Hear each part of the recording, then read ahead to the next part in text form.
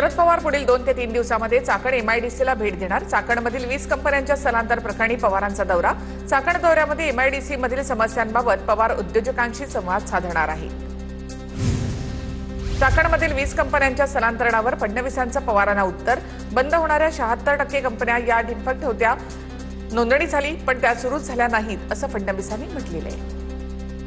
सुनेत्रा पवार चाकण एमआयडीसीच्या प्रश्नावर प्रशासनाची तातडीची बैठक घेणार आहेत। जिल्हाधिकारी आणि पोलीस अधीक्षक यांना सूचना करण्यात आल्या। कंपन्यांच्या समस्या जाणून घेण्याच्या सूचना।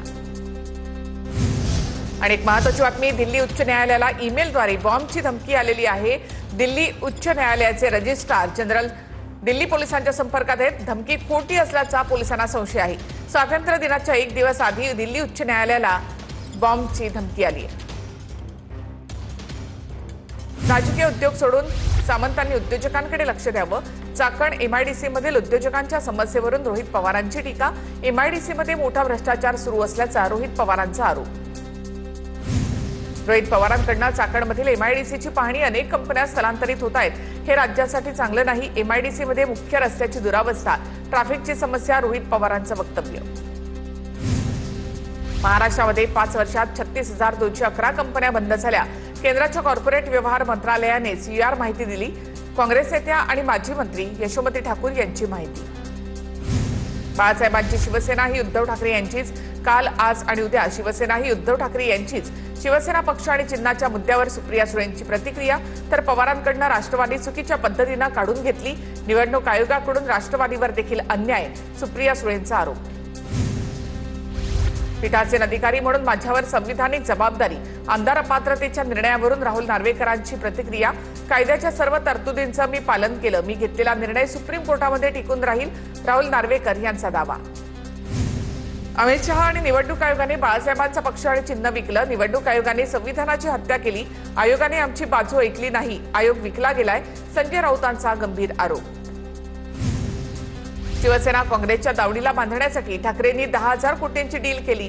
भाजप प्रवक्ते नवनाथ बन यांचा आरोप।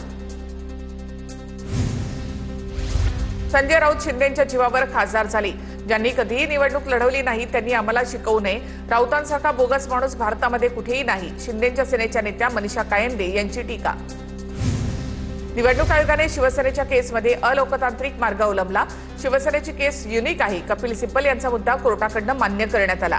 शिवसेनेसंदर्भामध्ये आता मंगळवारी पुढची सुनावणी होणार आहे।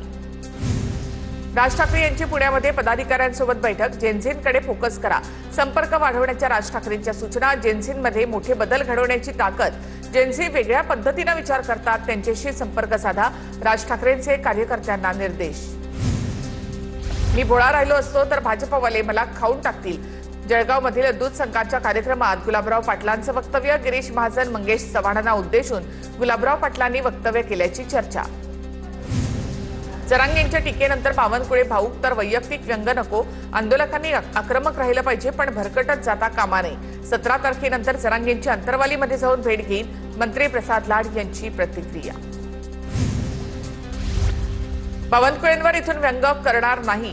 बावनकुळेंनी आईचं नाव घेतलं, आम्हालाही वाईट वाटलं। परळीच्या टोळीच्या नादी लागून गोंधळ घालू नका, मनोज जरांगे यांची प्रतिक्रिया।